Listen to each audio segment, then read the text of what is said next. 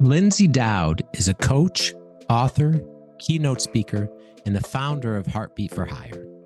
With an impressive 25-year career in corporate America, including 23 years at IBM, Lyndsay's journey into entrepreneurship is both inspiring and thought-provoking. After a gut-wrenching firing from a newly joined company, Lyndsay asked herself pivotal questions that led to the inception of Heartbeat for Hire.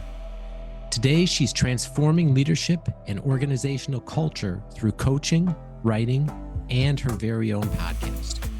Join us as we delve into Lyndsay's story of resilience, her mission to overhaul leadership, and the lessons she's learned along the way in creating engaging workplace cultures. Whether you're an entrepreneur, a leader, or someone passionate about positive change in the workplace, this episode is packed with insights you won't want to miss. As always, if you found value from this content, please like and subscribe. And now here's my conversation with Lyndsay Dowd. Enjoy. Hello, everyone, and welcome to another episode of the Beyond Fulfillment podcast. I'm your host, Dave Goulas, and this week, my guest is coach, author, keynote speaker, podcast host, and the founder of Heartbeat for Hire, Lyndsay Dowd. Welcome, Lyndsay. Thanks, Dave. Good to be with you. Yeah, thanks so much for taking the time to be here. If you could, for everyone, can you just give us your backstory and Sure. how you came to be an entrepreneur? Yes, I'd never planned on being an entrepreneur. So the fact that I'm here is kind of crazy because I spent 25 years in corporate America, and 23 of those years were climbing the ranks at IBM. And my family put in 105 years at Big Blue. So my husband, my father, my father-in-law, my mother-in-law, we were all there. Everyone thought I would die there, so I didn't. But after 23 years, I was ready for a change, and another company sought me out and said, come on over and manage a sales team for us, because that's really what I had been doing my whole career at IBM. And so I packed up my Big Blue legacy and off I went to this other company. And in 6 short months, they fired me. And I was gutted. I was beside myself. I thought I was the only executive on earth that had ever been fired. I thought I had a big scarlet letter on my back, and no one would ever want to work with me again. And after a month of licking my wounds, I asked myself 3 questions. What am I really good at? What do I love to do? And how can I help people the most? And I knew how to build modern leaders, and I knew how to create irresistible culture that drives results. And I had done it for years. And so I started Heartbeat for Hire. And I don't think I was at all prepared for what entrepreneurship was going to need. I had done many first-of-a-kind businesses for IBM and thought, oh, well, I've done really hard things. I can do this. It definitely takes a different skill set, and it's been a wild ride for the last 2.5 years. But in that time, I started a podcast. We're at episode 114 today. I wrote 2 books, and I've been speaking and coaching to companies and leaders all over the place. Wow, that's quite a story.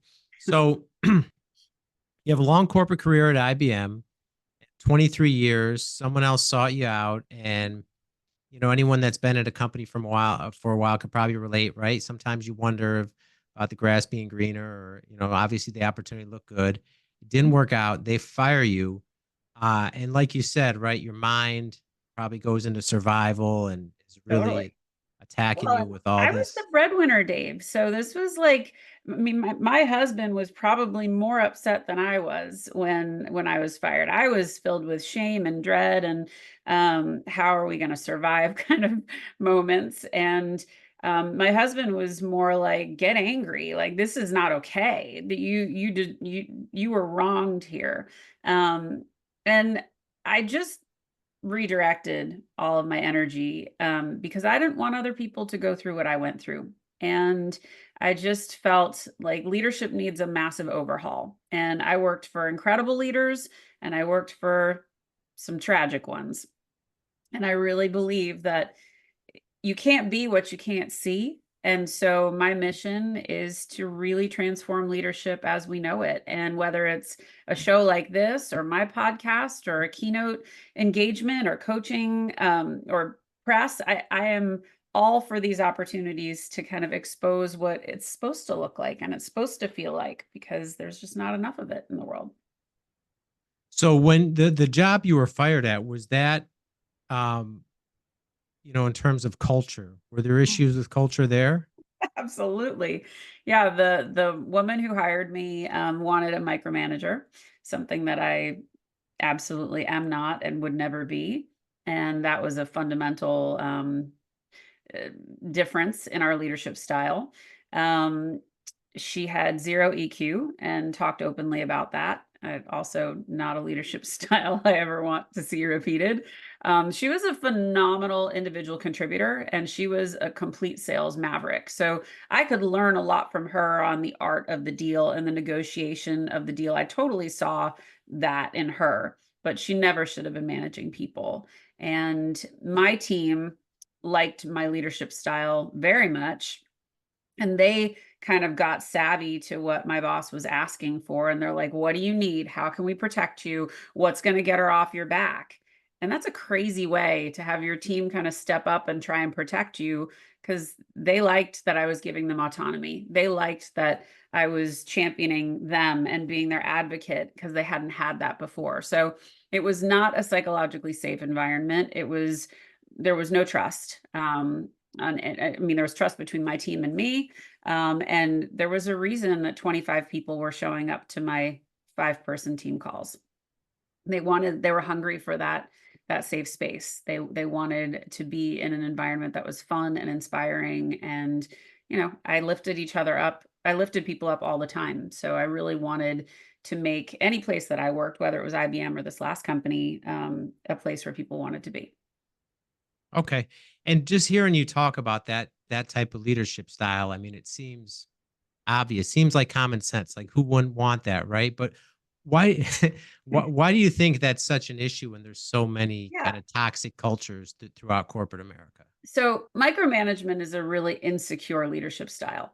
It is one that comes out of a lack of seasoning, a lack of role models, and usually it's repeated down the line.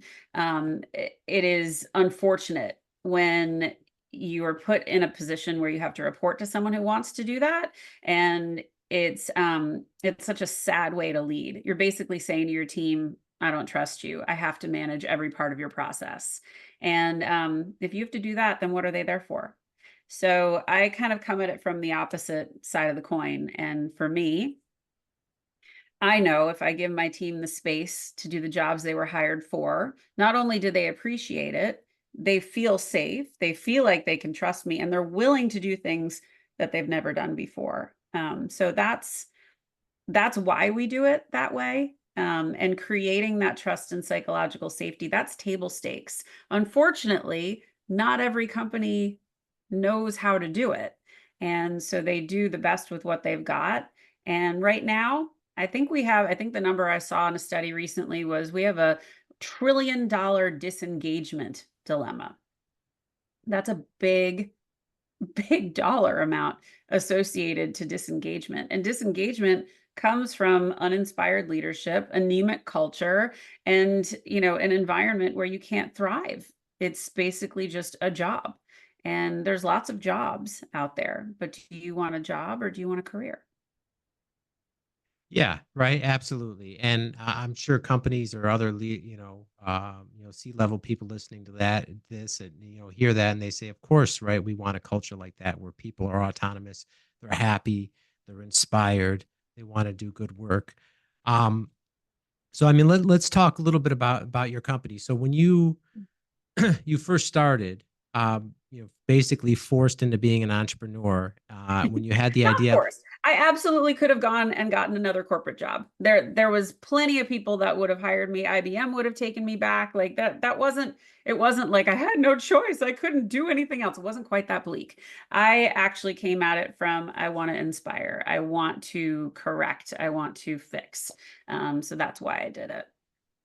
And what was it like getting the company going and actually, getting your first coaching gigs or your speaking Yeah. gigs when you had been like a corporate employee this whole time? Yeah, I think you assume when you're part of a network of people for 2 decades that you've got a whole bunch of people who are just going to raise their hand and hire you right away. And that didn't happen. The whole part about creating your pipeline and being aggressive to build your funnel is very real. And I think a lot of entrepreneurs don't do any market testing. They don't test their solution to see is there value. Um, I knew there was value because of what I went through, and I knew that it needed to be addressed. But how I got there was the part that would take me a little bit to learn, because just me talking about it, there's a bunch of people out on LinkedIn and in other places that they can't even comment on my content because of the exposure it puts them in. So that's tough for them, because if some companies are of the belief if you're on LinkedIn, you must be looking for a job. Okay, anyone listening to this show, that is not true anymore. It's about building your personal brand. And that was a massive lesson I had to learn, Dave. I mean, I didn't have a brand when I started. I had a reputation, which was good, but I had to build it. And so I started regularly posting. I started really talking about the issues that get my motor running and the things that really piss me off and the things that really inspire me. And slowly, bit by bit, people started recognizing the name of my company. They started recognizing, oh, she's the one that talks about heartbeats, not head count. She's the one that talks about power skills. And so I continued to really beat the drum of my key messages. And that started to percolate for people. I started getting asked to speak to a lot of business resource groups and women's groups. And I started coaching individual leaders. And those leaders would be like, oh my gosh, can we do what you did for me on LinkedIn? Can you coach my whole team? I would love to. So it started to morph and grow. But I will say this, for anybody considering entrepreneurship, it is not a straight line.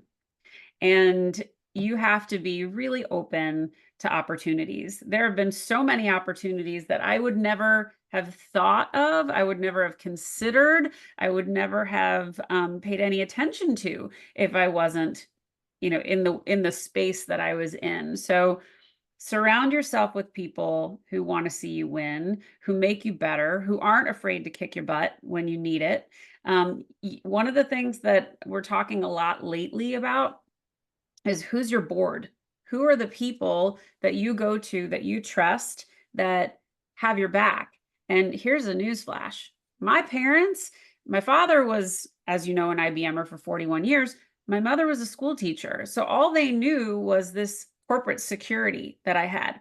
They are not my board. They are not the people that can advise me, that can challenge me, that can say, have you thought about this? I love them dearly. Now they support me, but at the time they're like, couldn't you just get a job and do this on the side? And what I had to teach them was, I believe in myself and I would love it if you'd get on board with me. But I could not use their fear as a driving force in my success. So that's a really important one. Freight shippers, are you tired of dealing with unreliable freight brokers? Tired of delays, missed delivery appointments, and no one to talk to?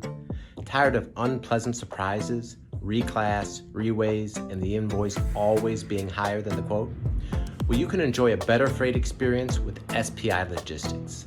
I joined SPI as a freight agent to deliver that better freight experience to our 3PL customers.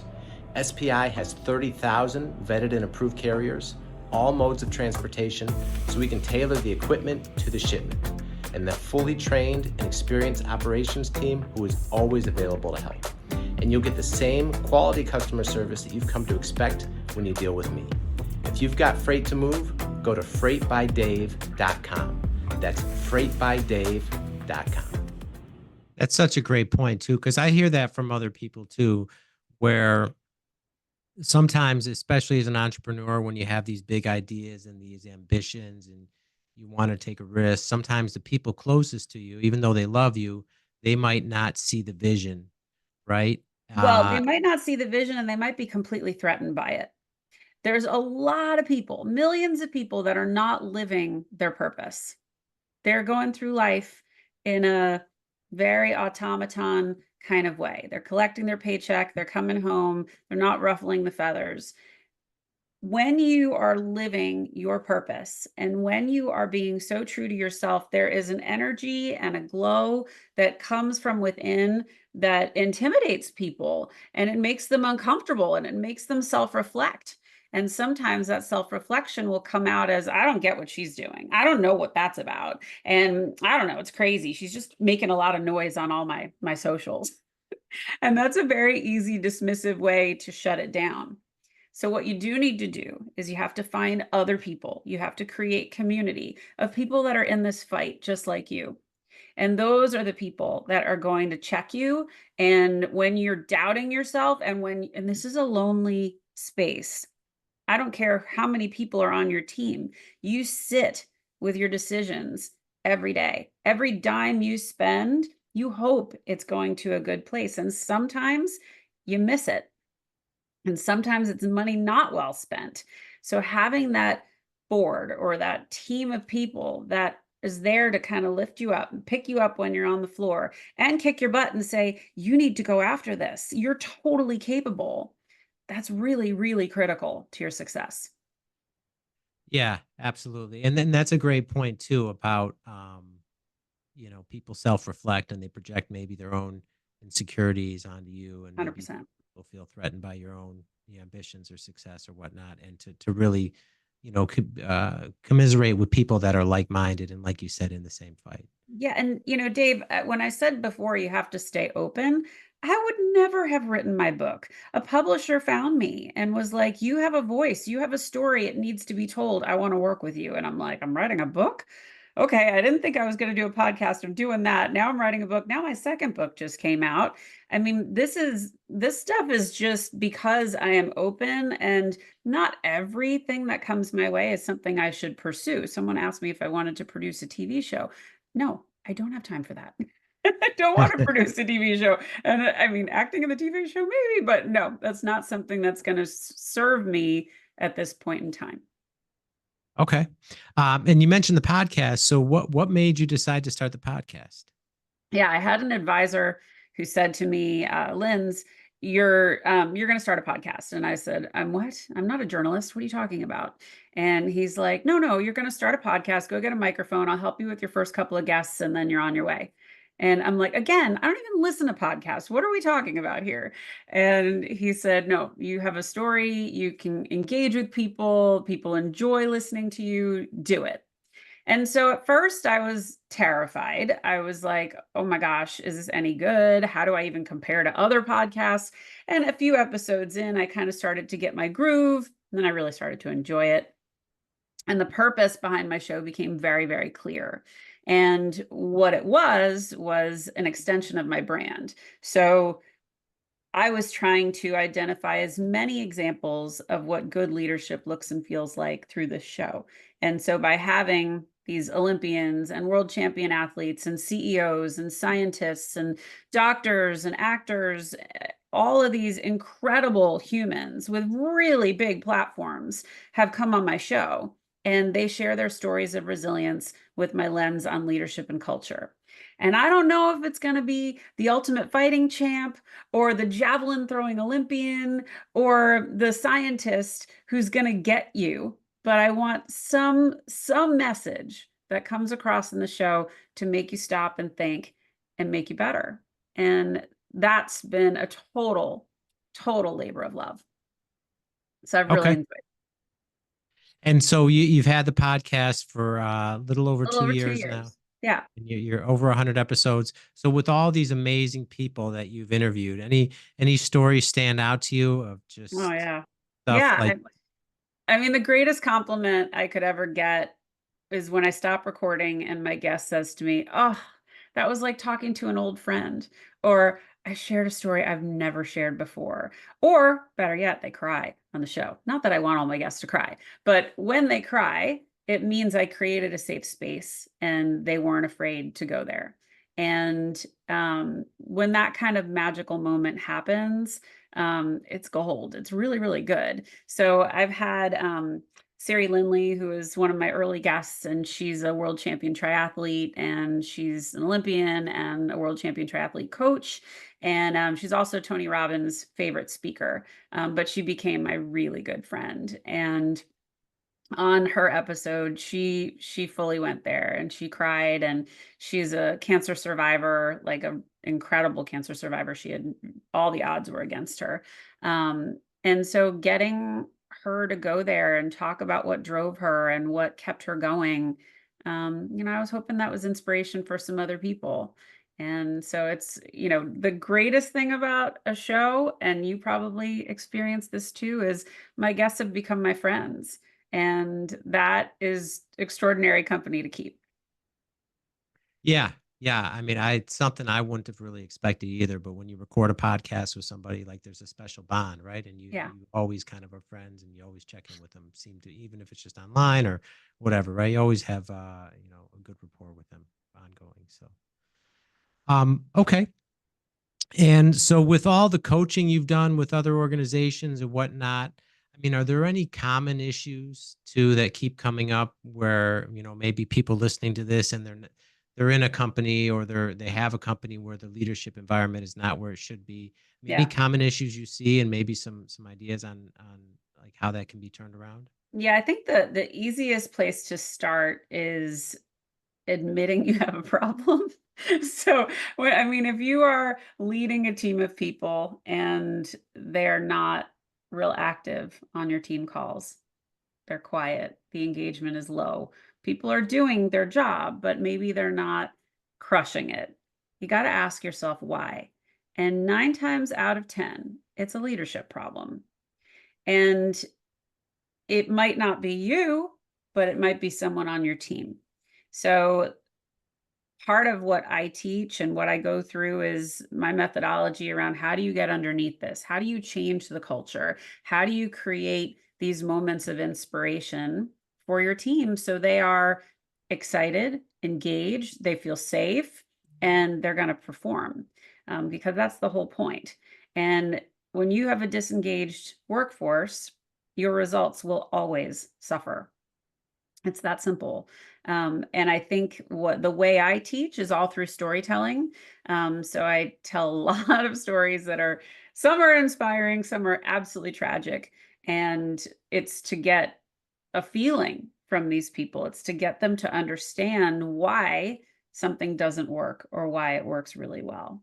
And I think those stories help illustrate a path forward for them. So that's the goal. And why do you think storytelling is such a powerful technique? Well, people remember stories. They don't remember statistics. And, the famous quote from Maya Angelou, they won't remember what you said, but they will remember how you made them feel. So whenever you can create a visceral response to a story, they don't forget it.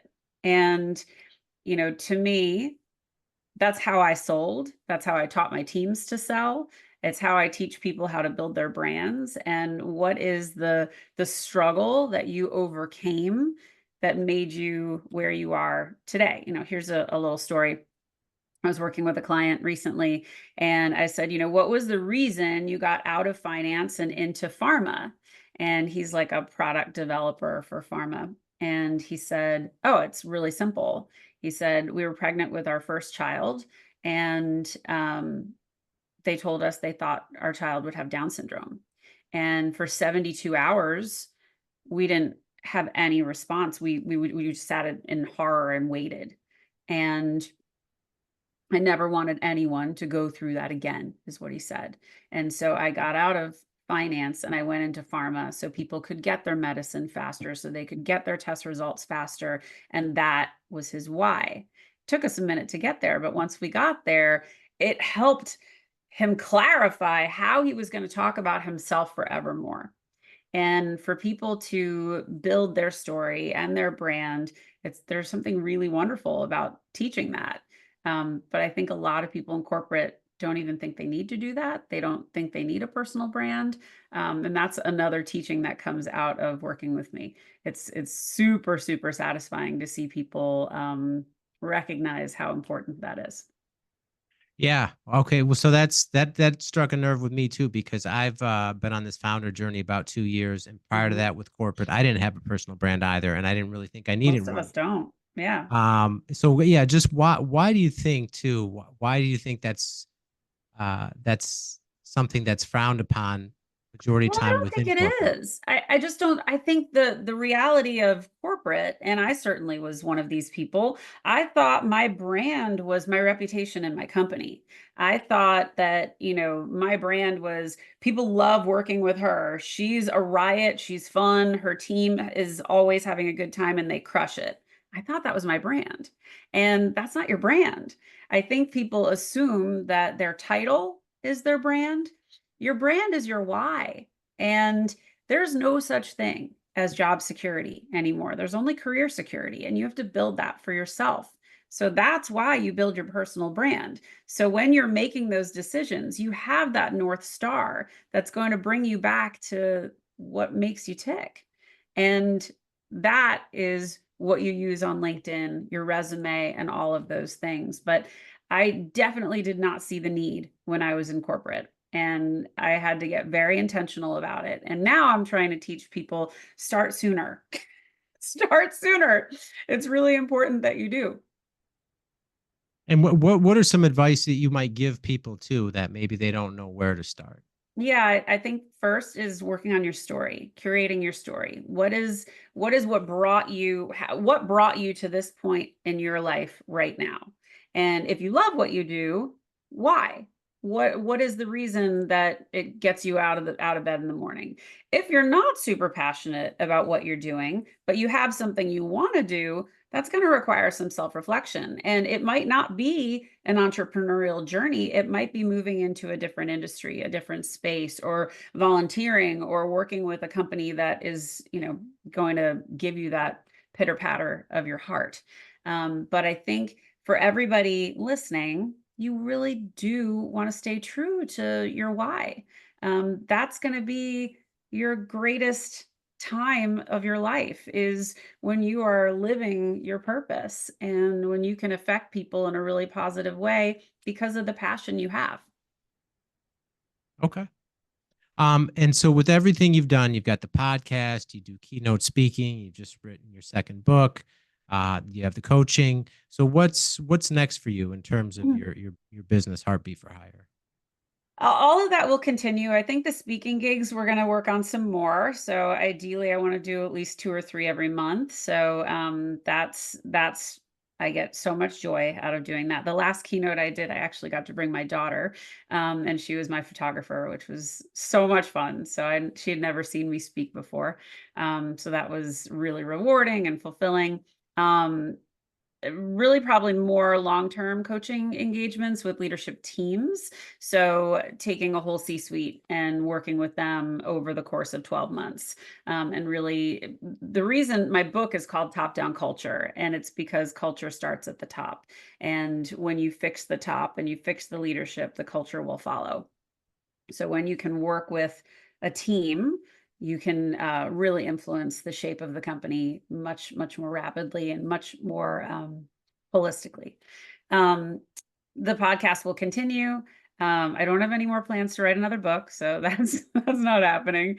I am doing some boot camp stuff with another company where I'm one of the experts on telling your story, and the LinkedIn stuff. So I teach LinkedIn profile optimization workshops, and those are so much fun. And I learned everything there was to know about LinkedIn through my own journey. So I use those stories to help teach others. And what generally happens is if I am working with a CEO, and this just happened recently, if I'm working with a CEO and I take him through the workshop, I said, okay, so now can I coach your whole team? And he says, yeah, let's get it signed up. So that can turn into more opportunities. So But yeah, there's going to be a whole bunch of things on the horizon with, workshops and all in the same vein. It all supports each other, but more of the same. Just Excellent. Okay.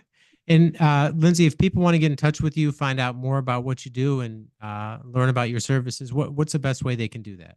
Yeah, my website is called heartbeatforhire.com. I'm very active on LinkedIn. If you listen to the show, please reach out to me. Tell me that's where you found me. Always happy to connect with folks and happy to talk with anybody who needs any help in this space. I'm on all the platforms except X, but you'll find all my socials on my website. All right. And we'll link all that in the show notes for everyone. All right. Well, Lyndsay, thank you so much for taking the time to be here. Enjoyed our conversation, and thanks so much for sharing this great work you're doing. Oh, my pleasure, Dave. Thanks for having me. All right. And that is all the time we have for now. We will see you next time.